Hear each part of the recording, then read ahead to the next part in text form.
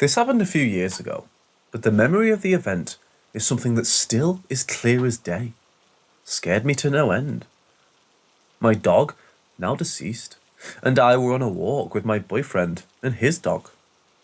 We frequented this area a lot on our walks, pretty much every day, but there was just something off about this instance from the get-go. Not a scared feeling or whatever, just something was off, though not enough to stop us from going.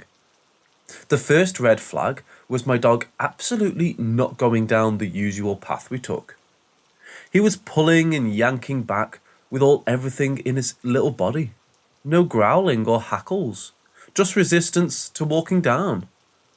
He could be a grumpy old man sometimes, but he'd never done that before. He was very obedient and followed me where I'd go, except this day. My boyfriend's dog was fine.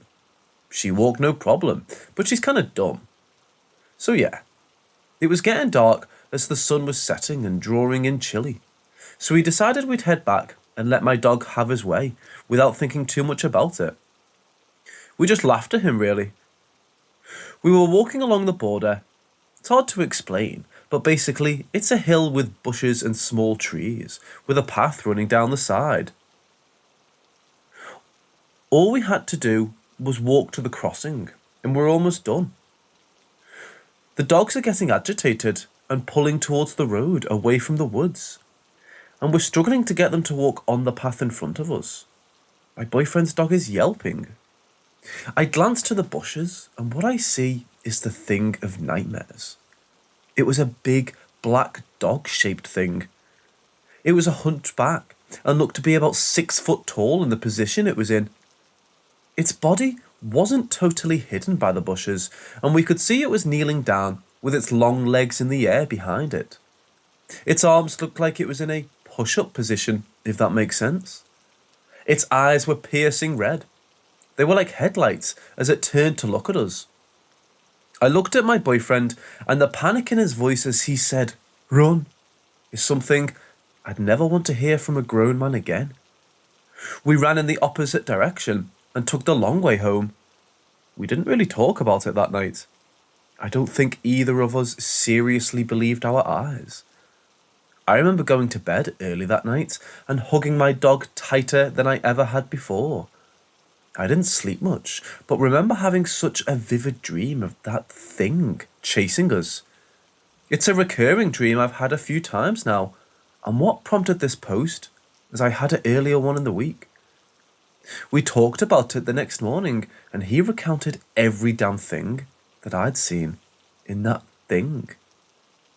I literally wouldn't have believed it if I'd been alone. I'd have thought I was seeing things, and for that, I can't decide if it was a blessing or a curse that my boyfriend was there to witness it too. Which is why I wouldn't blame anyone if they don't believe this, because hell, I probably wouldn't either if someone else told me this. I actually haven't shared this with anyone in real life, but I've never ever been back to this day.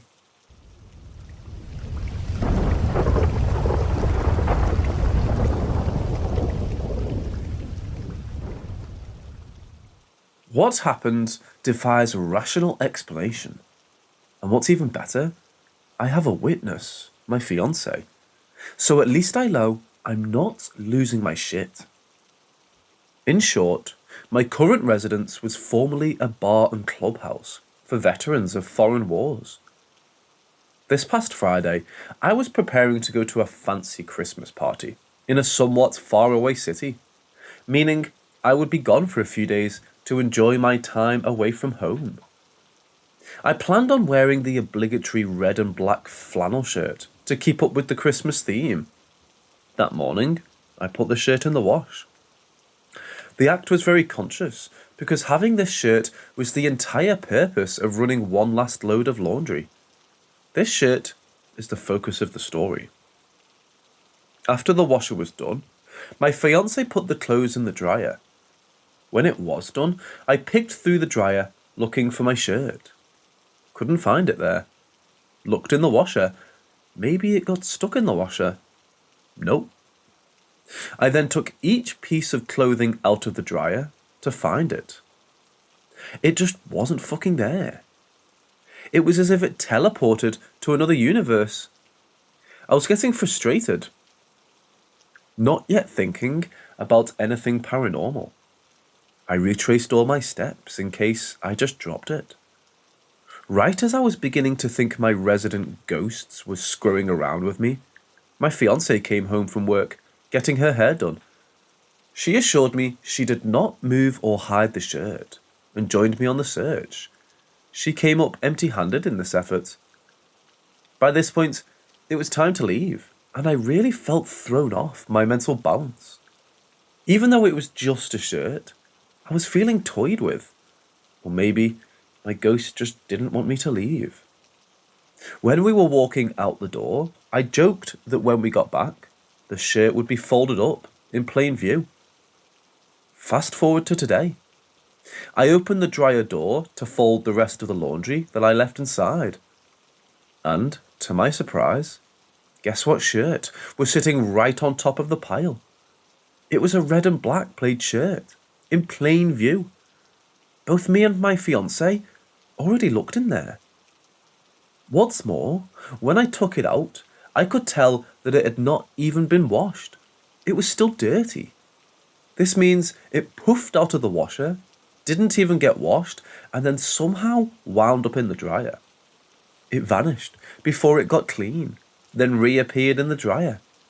This means it vanished out of the dryer, went to God knows where, and then 3 days later appeared in the same place where two different people already carefully looked. I guess this really means it disappeared twice. If someone else wasn't there to share this experience every step of the way, I would swear I was losing my goddamn mind. Nothing about this can be explained rationally.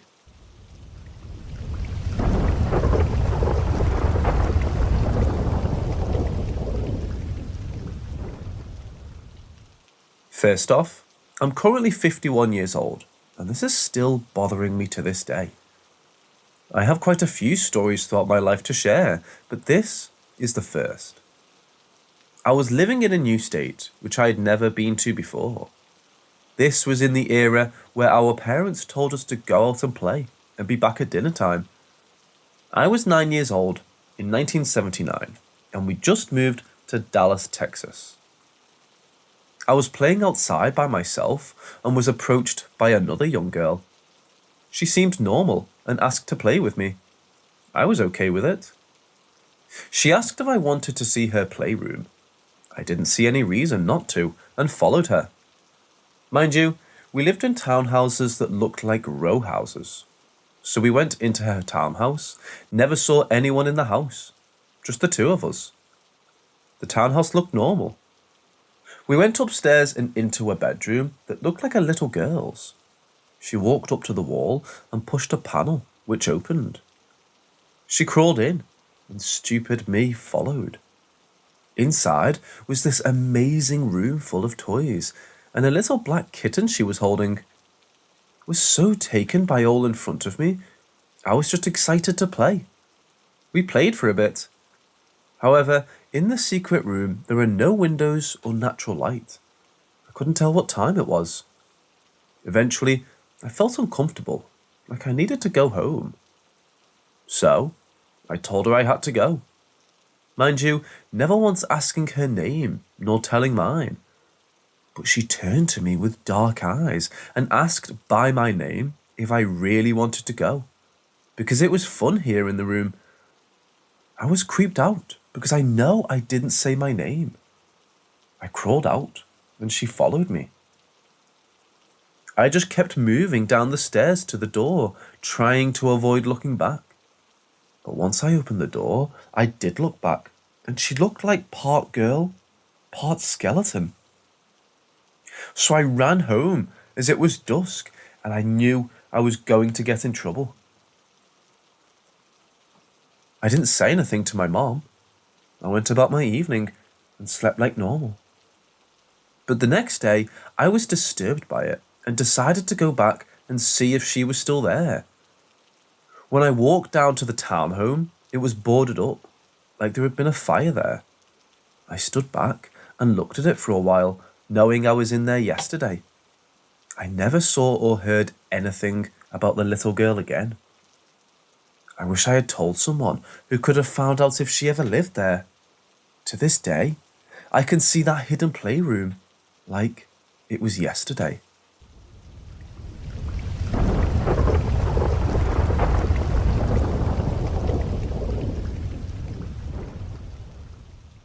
I practice Wicca and specialise in divination. For those who don't know, the pagan holiday of Samhain is traditionally October 31st to November 2nd. As a closeted Wiccan, I spent the first bit of my night in a Halloween costume with a friend, eating ungodly amounts of almond joys. But once all the lights were out, I could start my Samhain festivities. Though I was unable to do things, such as a dumb supper, I decided to try communicating with an ancestor. I had communicated with the ghost family in my house, and the haunted doll at my dad's house. I decided to try to speak with someone closer to me. So, I set up and cleansed the space, and tried an automatic writing session, as I found that usually works best for me.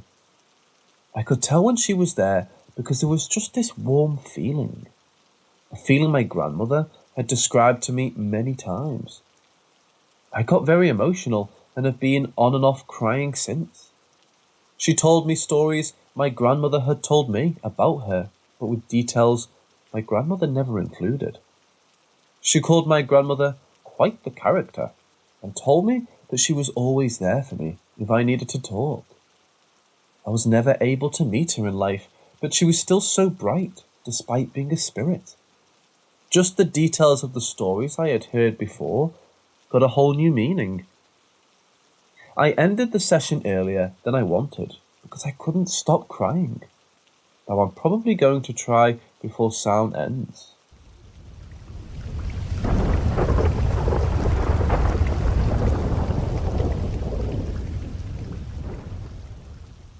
This past Sunday, I sat with my grandfather and held his hand as he took his last breath.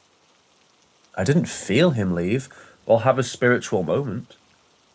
My mom once told me a story about being there with one of our family friends who died in front of her after suffering from pancreatic cancer. She said she could almost see his spirit leave his body. I was sort of expecting something similar to happen with my papa. He had suffered from dementia for 8 to 10 years. He was put in a home in April of this year. About 2 months ago, he fell and fractured his wrist and broke 3 ribs. Then he fell again in the home and cracked his hip just before Thanksgiving. He could no longer speak because he just couldn't form the words anymore. He stopped eating on Thanksgiving. He was ready. We were really lucky to get him home before he passed. He lives about 6 hours from me, and my family was able to get there just hours before he took his last breath. A little after he passed, I went downstairs to grab something, and the light below him was flickering. The whole next day, this electric candle next to where he died was on all day long. These candles are sensitive to light and have a timer. They're only supposed to go on when it gets dark, and it stays on for 8 hours. My grandma says she could still feel him there the next day. For context, she is very sensitive to these things. She has many experiences that are unexplained and usually around lights. So I guess I'm just not sure why I didn't feel him leave, and why my mom had this moment with someone, but she said the same thing this time. She didn't have the same experience.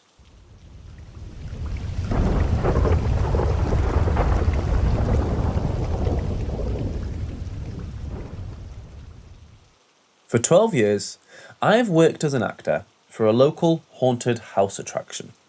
It's a lot of fun, as I get to play a variety of horror characters and act out different scenes. While the tours we put on are clearly fake, there's a lot that goes on behind the scenes that isn't.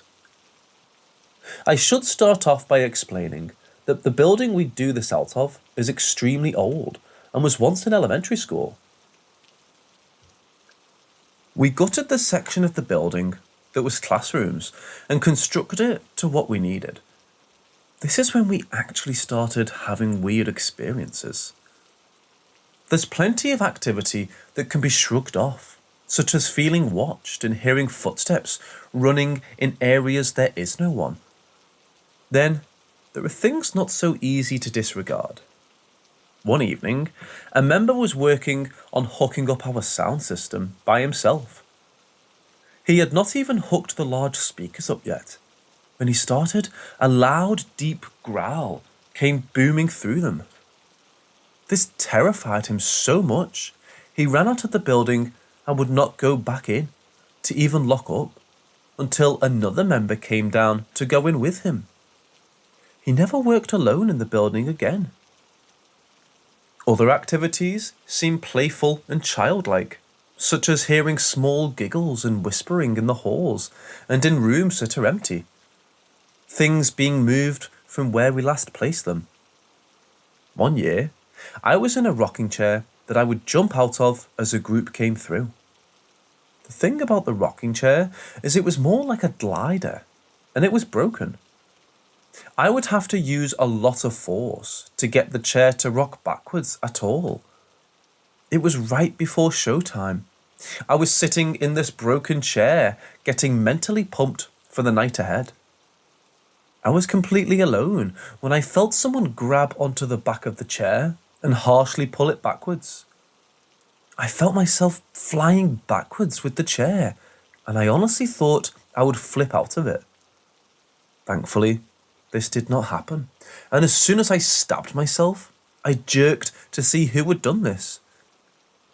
The room I was in was large, and no one could get out of this room without me seeing them running away.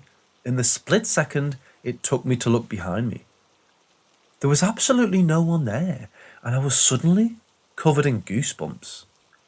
No one was even in the area around my room at the time. Later that same night, the lights were off. My stove was on, and a group had just left my room when I noticed a small figure in the far right corner of the room. It looked like a small child crouching down looking my way, and I was immediately worried that a child had been left behind from the previous group. As I headed towards the figure to ask if they were okay, the strobe flashed and the figure was completely gone. The same year but different night, I was again sitting in my chair waiting for the next group when someone or something growled right into my ear. It was so loud that it caused my ear to ring, and when I turned to see what it was, there was nothing but an empty room. I changed rooms the next year and did not experience as much creepy phenomenon. There's not much history I've been able to find out about the building, but I'm so curious as to what could be causing the weirdness.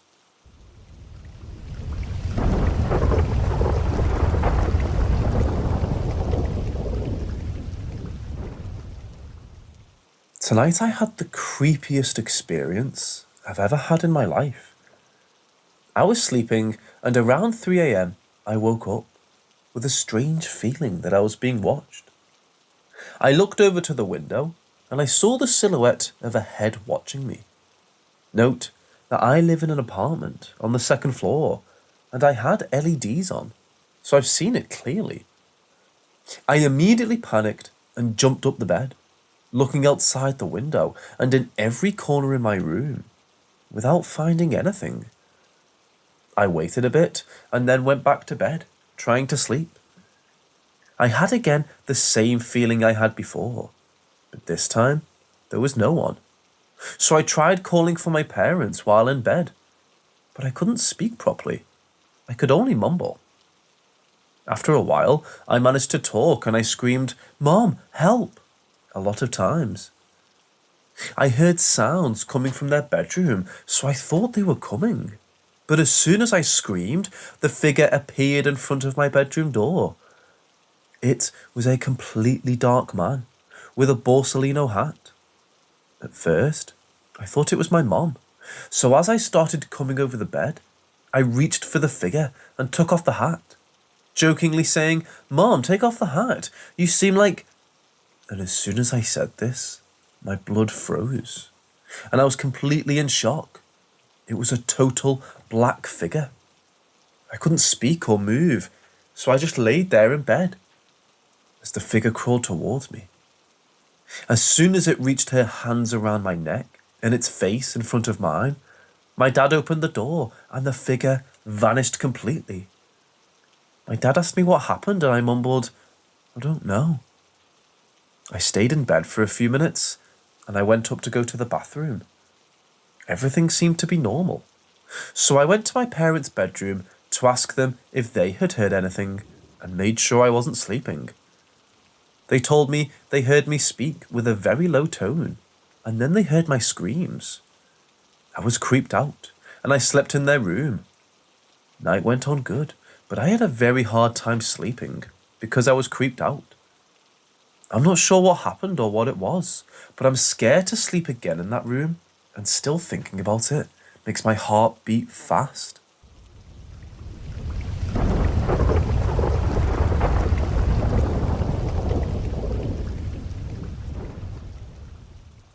For privacy reasons, I'm not going to include some details in the story.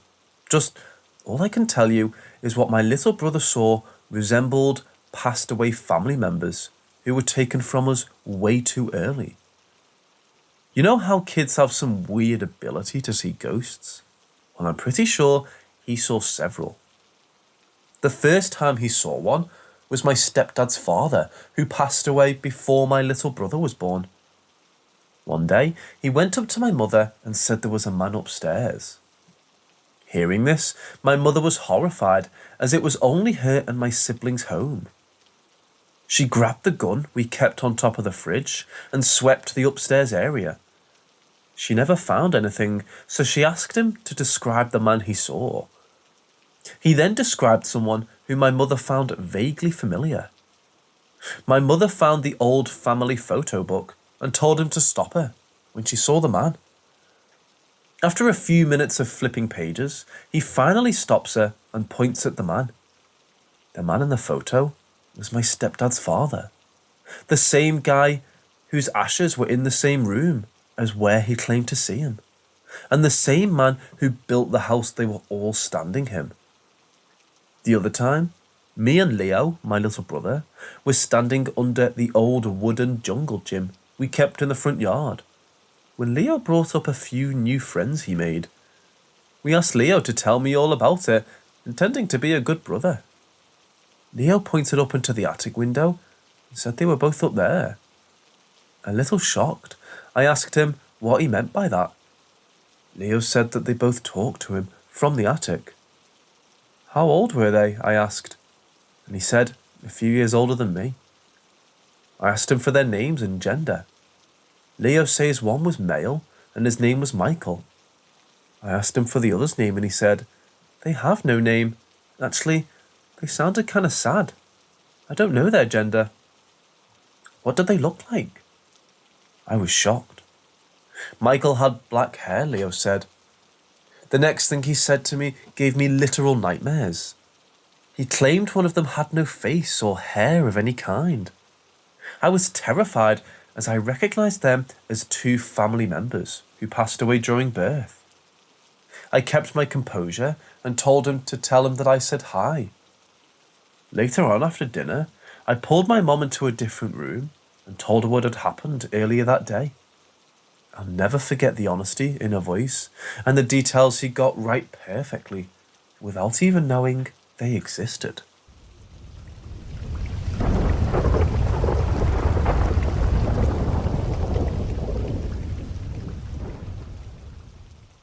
So my husband and his family have always had unusual or paranormal things happen to them.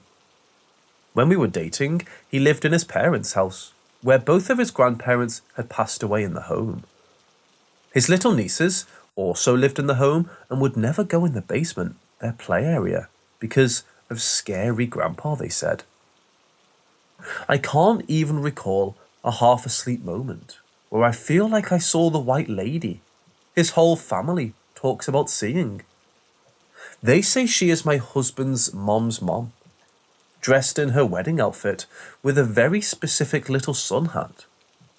They see her near the laundry, folding blankets or monitoring cooking, rearranging cleaning supplies, which makes sense for the wonderful, loving Polish grandma she was. The time I thought I saw her, it looked like something was leaning over our niece's crib, patting her blankets down. So now, husband and I are married and have our own home. We've lived here for 3 years with no strange activity whatsoever. Now, earlier this year, another relative of my husband's has passed away, a great uncle, and the husband was asked to help sort through their old mansion, help up box belongings, and take heavy furniture to the curb or Goodwill. But he brought a few trinkets home. I lovingly played along and set the doll up on a ledge in our kitchen and said, "Now Uncle John can always look down at us." The past few months that these trinkets have been in our home, the activity has been noticeable. Something is messing with our lights. They come on at random times and flicker.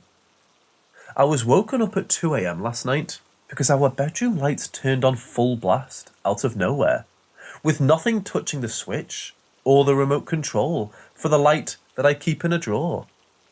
This also happened twice before. Also, I had a 30th birthday party for my husband the day he brought the stuff home. And when we tried to dim the lights to sing happy birthday, on cue, the lights turned off in that room only, with no one standing anywhere near the light switch. The creep doll moves positions on the ledge I set him on, and my husband swears he has not touched it. Just slightly too, like leaning over or a leg up on the ledge, or his head facing another direction.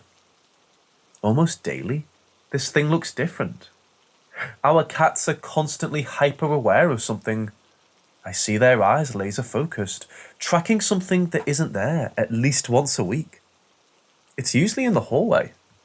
But again, I'm not as sensitive to the paranormal as my husband is, so I just get stressed and creeped out.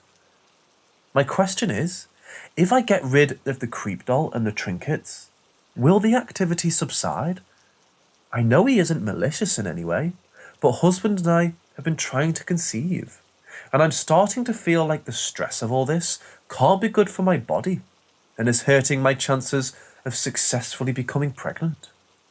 If I do get rid of the stuff, is it as easy as a trip to the Goodwill, or do I need to be more sensitive about it?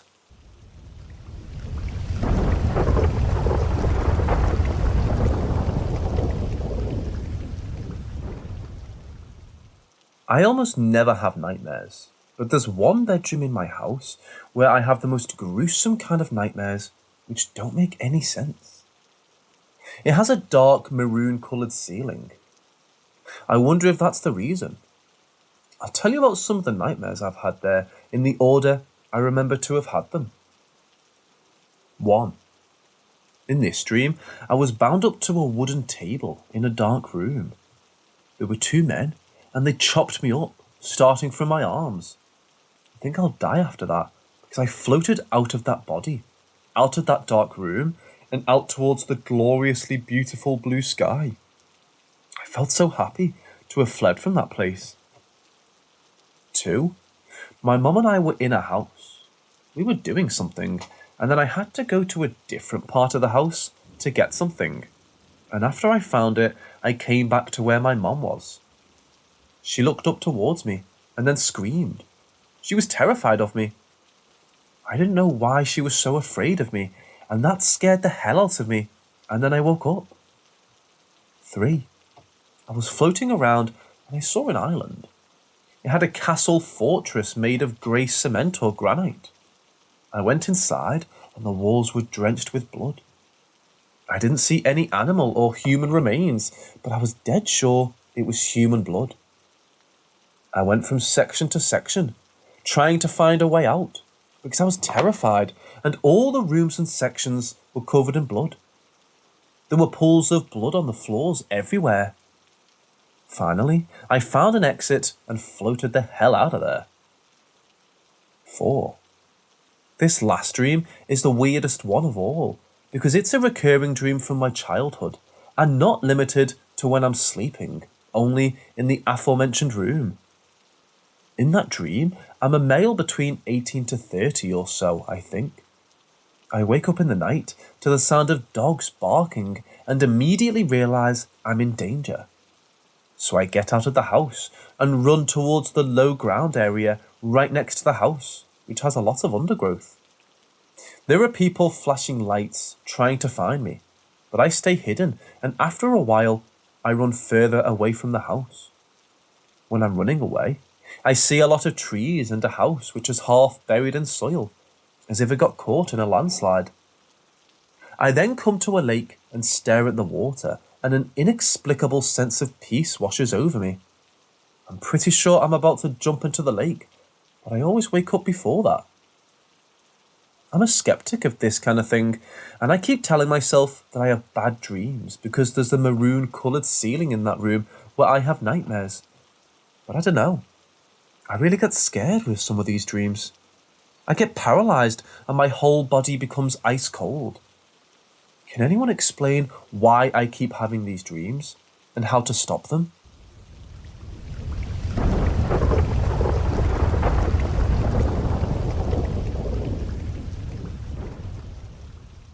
I grew up in an old Victorian terrace house in London. All over Britain, you have streets and streets of these traditional small 2-up, 2-down houses that are at least 100 years old.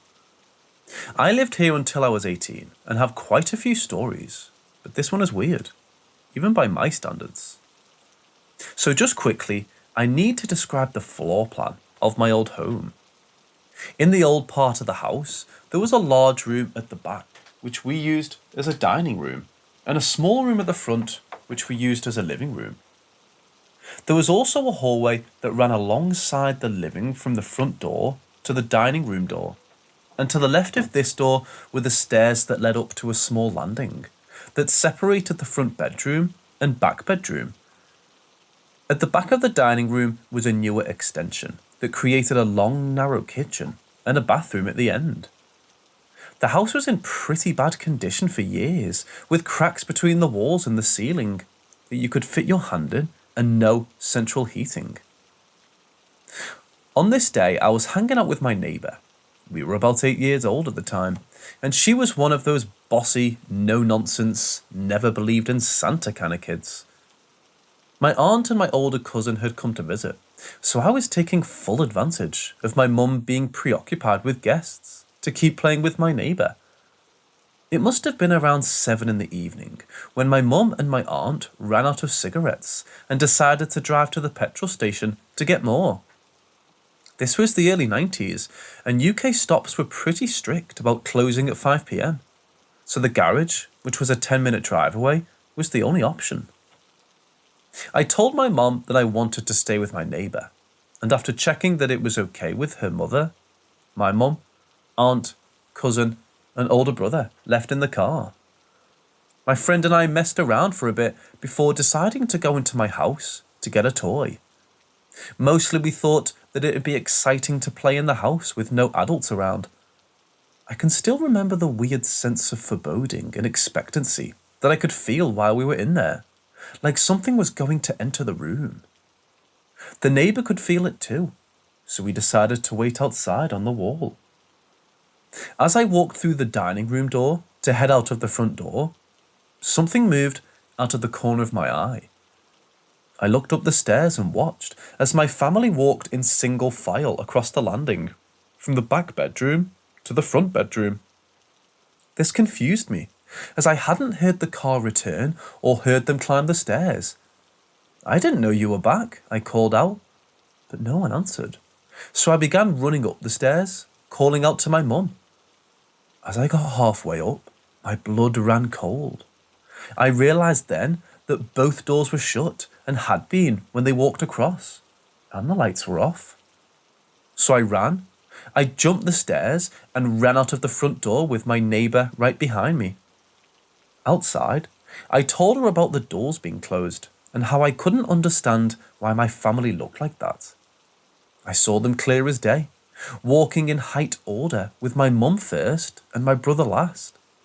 But what had creeped me out most was how expressionless their faces were, like sleepwalkers. My neighbour then told me that she didn't see my family, only shadows moving across the landing, and had been too scared to move until I started running. I was terrified that if I'd seen their ghosts, this meant that something had happened to my family. After an agonising 5-minute wait for my aunt's car pulled up and they got out, I immediately began demanding to know why they didn't answer me when they came back before, but of course, they didn't know what I was talking about. I don't know what I saw up there, but I'm glad that it wasn't them. I'm from a small town in the United States. So small that everyone knows what's going on in this little roaring town at all times. My father is a firefighter, so whenever there's an actual fire, he would go, and my mum and I would usually end up going to wherever the fire was to watch and pass out water bottles to the firefighters. We've done it multiple times throughout my life, and it was one of my favourite ways to help out and see some cool stuff when I was younger. I vividly remember one day when we were at home and a house one street over, maybe a block down, had caught fire. We could see the smoke pouring out from our kitchen window. So as always, my dad rushes up from dinner and races to the fire station. A couple minutes later, my mother and I walked up to the street to see how bad it really was. By the time we get there were already fire engines, hoses, and a bunch of firemen and onlookers at the house. Now, this house was a 2-story, light blue, colonial-type house, and it was fully engulfed with flames. The fire was so hot and big. The firefighters could not even get close to it. They had to spray water from the cannons on top of their trucks to try and keep it from spreading to nearby houses. As this fire is burning, me and my mom are walking down the street to get a better look. I distinctly remember walking over the fire hoses all over the road, being careful not to step on them, as that could cause problems. Furthermore, I can vividly recall watching the firefighters trying to put the fire out. Me and my mom didn't stick around as it became too dangerous to be there because of how big and uncontrollable the fire was. Eventually, the house burnt down due to the fire being so large. I remember where the house was, and we drive past the empty lot all the time. Now here's the part neither I or anyone in my family can explain. I wasn't born when this happened. This house I remember seeing burn, the things so vividly happening, from hearing the fire trucks to seeing the smoke from our house, the walk up the street and over the houses, the firemen rushed to control the blaze. It all happened a couple years before I was born. We found out about this weird experience when my family would drive by the empty lot, and I would point out the place the house used to be and tell my family I still remember it. They would look at me all confused and say, "There's no way. That was before you were born."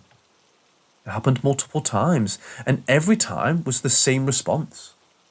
I was even able to give the details, and to my family's bewilderment, it was all correct. In addition to that, and oddly enough, I constantly experience severe déjà vu. It's been a thing my whole life, ranging from small things to large life events.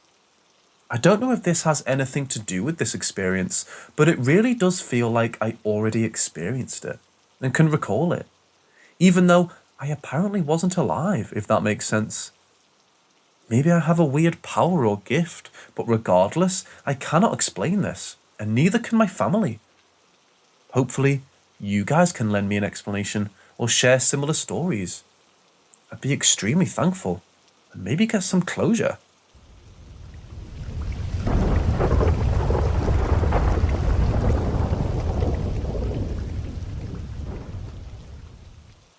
During the time my story takes place, which was only about 3 or so months ago, I was currently in Germany, participating in a military exercise.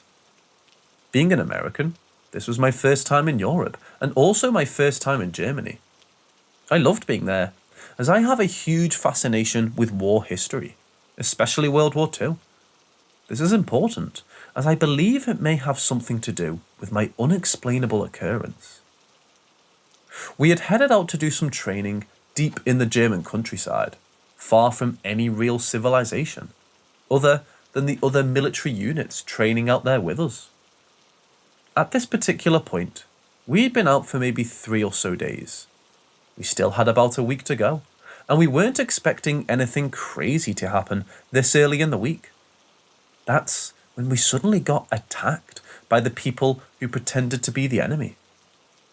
Luckily for us, though, my squad wasn't attacked directly because we were far away from everyone else, providing communications to our artillery unit. I would say we were a good couple of kilometers from anyone else, and we were on top of a huge hill. That way, our radio signals can go farther and be more effective. Regardless, we still needed to pull security, just to be safe. I happened to be the first one on guard shift that morning, so I grabbed our machine gun and headed out from our vehicle. Now, the hill we were on was huge and had only one real way of approach, which was a tank trail that went from the bottom of the hill all the way to the top, where we were. At the top of the hill, it was mostly flat, but had another smaller hill to the left of the road. So basically, if you followed the road to the top and then headed left about 30 meters, you'd be at the base of this other small hill. Well, this small hill was the perfect spot to set up a machine gun nest, so that's where I put it. The hill was impossible to come up behind where I was sitting, as it was super steep and heavily covered in bush and trees. This brush covered almost the whole part of the little hill, leaving only one possible way to get up there, the way I was watching. Fast forward 30 or so minutes, and the sun is just starting to rise through the trees. It was so quiet and peaceful, and I just sat on guard, enjoying the beauty of Germany, when it happened. I heard a very distinct, hushed voice say, "Hey," almost as if it was right next to me. It seemed like someone was trying to quietly get my attention. No wind was blowing, no birds chirping, nothing. I quickly looked around to make sure no one was somehow able to sneak up on me, and there was not a soul in sight. The rest of my squad was a good 100 meters away, in the vehicle, and I couldn't even hear them. It freaked me out, but obviously I had to stay at my post. Then I was officially unnerved when my sergeant tried to sneak up on me a couple hours later, but I caught him. He didn't realize how steep the hill was and how covered in bush it was, and I could hear him a mile away. He then said that he was glad that I had my head on a swivel and doing the right thing. We began to talk, and then he proceeded to tell me what I didn't want to hear. He basically told me that the area we were training in was a battlefield from World War II, and that a lot of our guys from our sister unit died around there because they had no artillery support. And the Germans were so well dug in, they couldn't do anything. That information, combined with finding German World War II ammo cans and machine gun belts in the area, led me to put 2 and 2 together. Honestly, I'm not sure what to think about this. I have no explanation as to why I heard this voice. I believe in supernatural, but I also believe in explaining things. The thing is, nothing adds up. I wasn't tired, there was no one around me, and there were no other sounds in the forest. Part of me wants to believe it may be the spirit of a lost soul of the war, or maybe something else. Either way, I'd like your guys' input and maybe some answers to explain this eerie occurrence.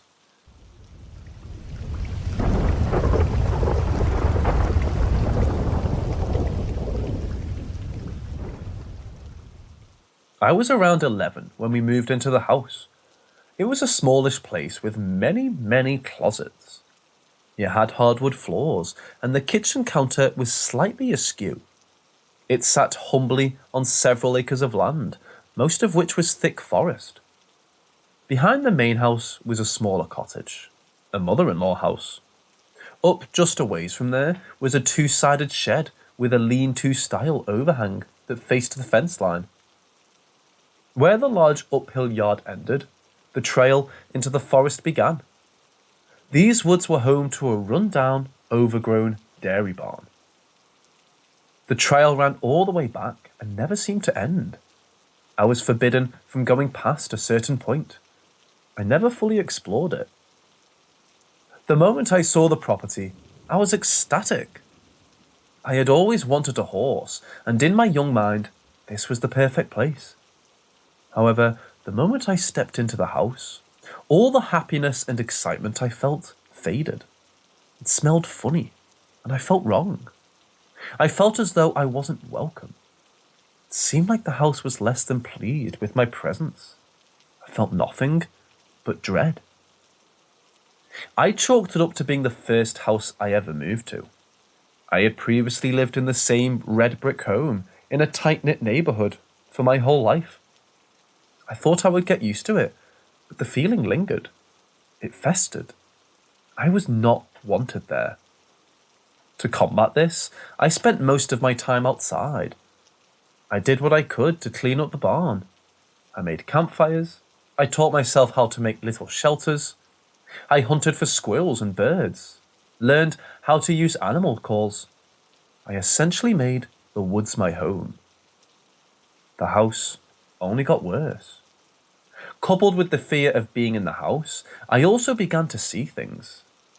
I would see shadows in the corner of my eye, always vaguely shaped.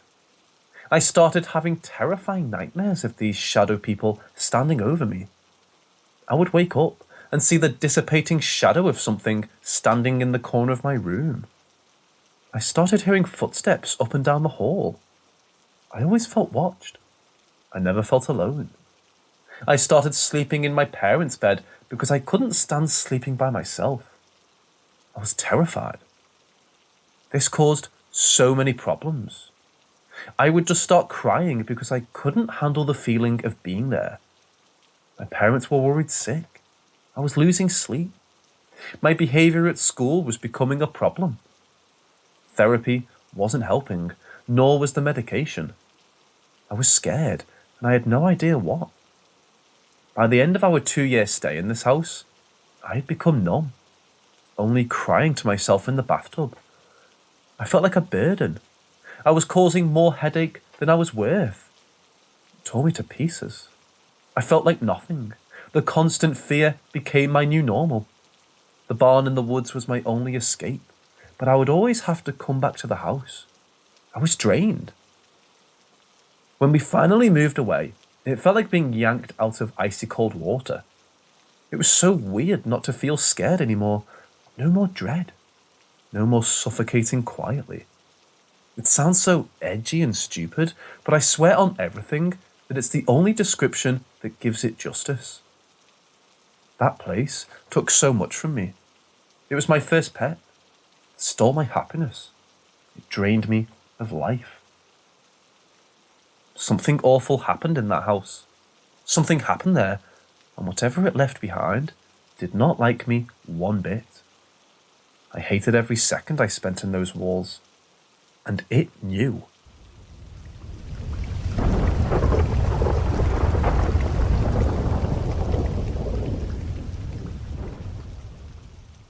The day after the Space Shuttle Challenger exploded, 73 seconds after launch, I was 26 years old.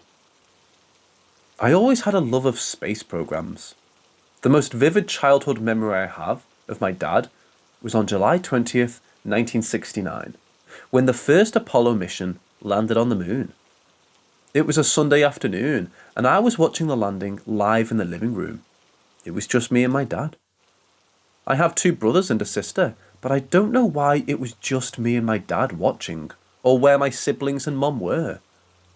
To this day, I can literally hear it in my head when Neil Armstrong said, "Houston, Tranquility Base here. The Eagle has landed." I looked from the TV over to my dad, who was seated on the brick fireplace hearth, my mouth certainly agape. Even at 9 years old, I knew this was something really, really big. I'll remember the look on my dad's face until the day I die. It's actually kind of hard to describe. I'd never seen him cry, but I'm certain his eyes were welled up. That look, though, shock, amazement, pride, incredulity, and more that defies description. Indeed, a moment that has and will always be etched in my memory. From that day forward, I was absolutely hooked on everything to do with the space programs.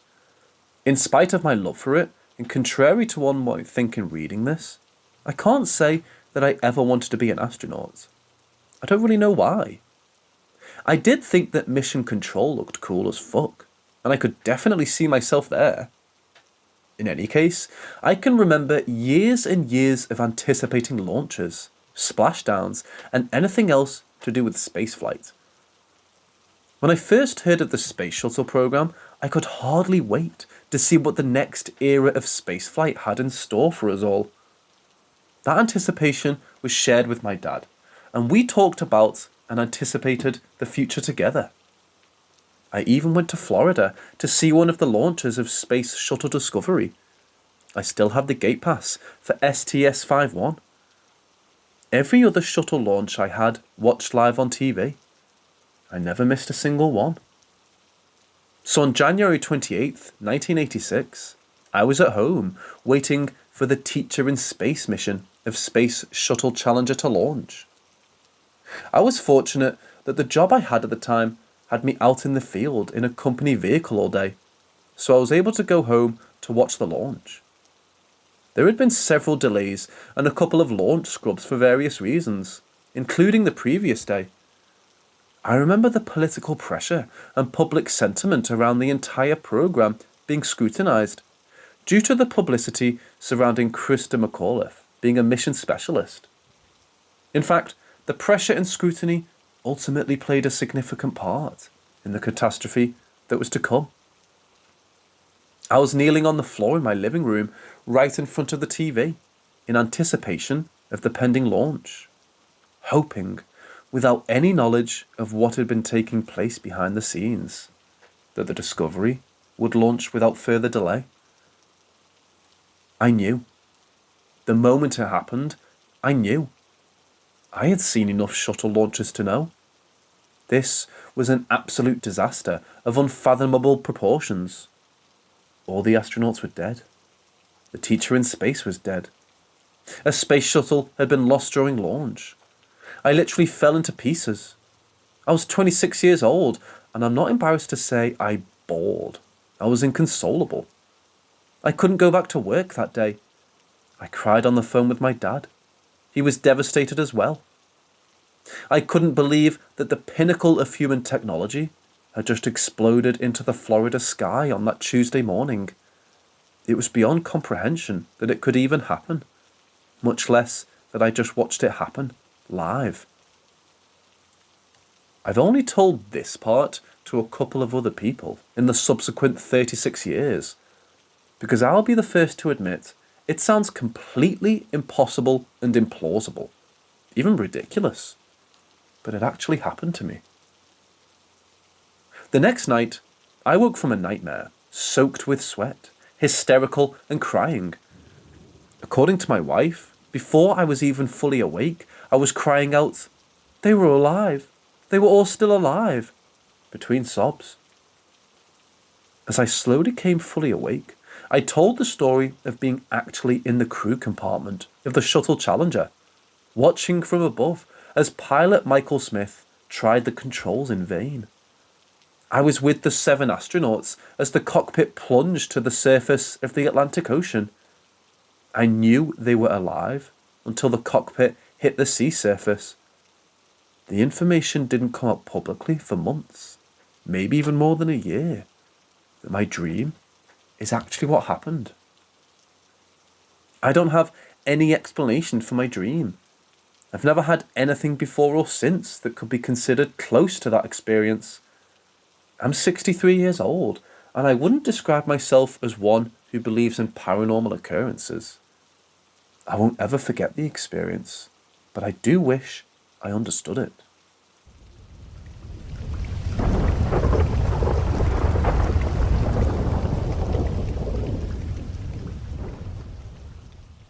Yesterday evening, I was on my sun porch and I was standing by the door, with it slightly ajar, blowing the smoke out the door. As I was smoking, I noticed that my 4-month-old kitten had gone outside, down the steps, and I watched her go around the corner of my house with my 2 other cats. I remember taking a mental note that she was outside with them, and that I would have to look for her, or wondered if she would just come out the door like she always does. No one let her in.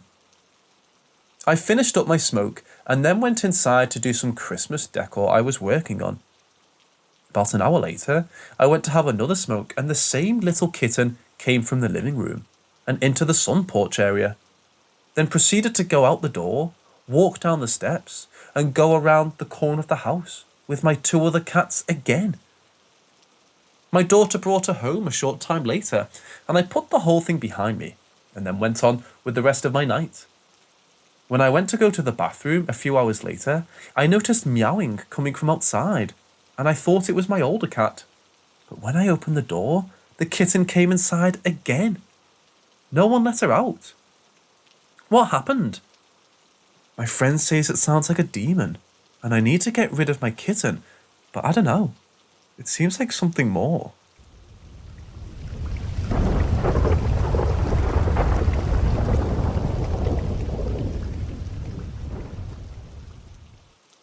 So this happened a few years ago.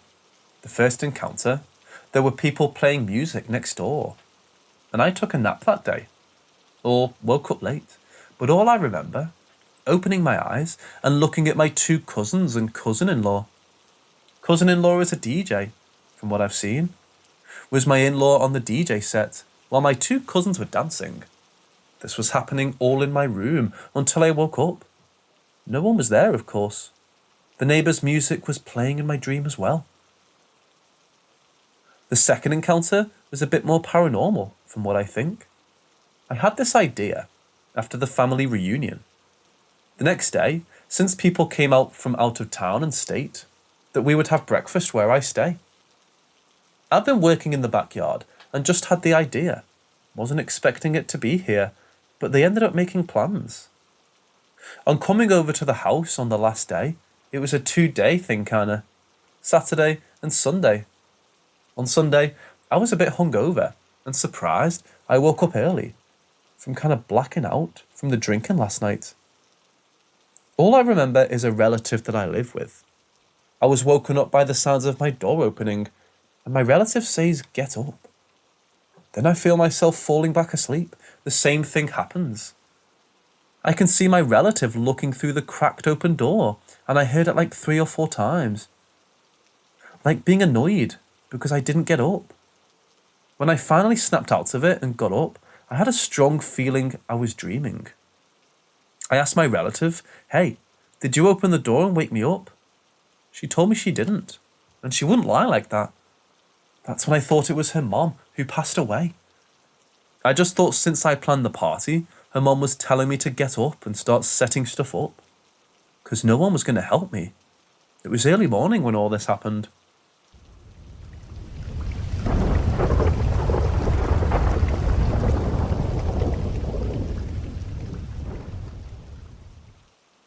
This happened back in 2017.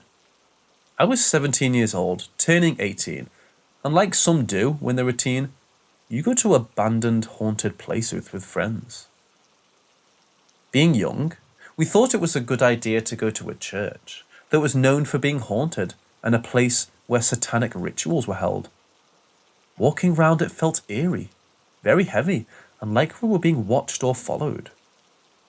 A few days later, thinking nothing of it, I'm at my partner's house looking after the dog while he's at work. It's a normal day sitting watching TV with the dog laid next to me. The dog was always just so quiet and was happy to sit, being fussed or she'd be asleep. Gets to about 2 p.m. and I can hear walking upstairs. It's just me and the dog in the house. This house is a detached house on quite a large piece of land. I heard loud, heavy footsteps starting from the bedroom all the way to the top of the stairs. The dog looked so frightened. I hear footsteps coming down the stairs, and she's full on snarling at nothing. I'm panicking, standing behind her. The footsteps get to the bottom step, and it stops. The dog, still looking petrified, runs back to me, checking if I'm okay. I went and looked around the house. No one was there, and all doors and windows were locked. I could never really get what actually happened. I never told anyone this story until now. I still wonder what or who this was, because I've never had it happen before at this house.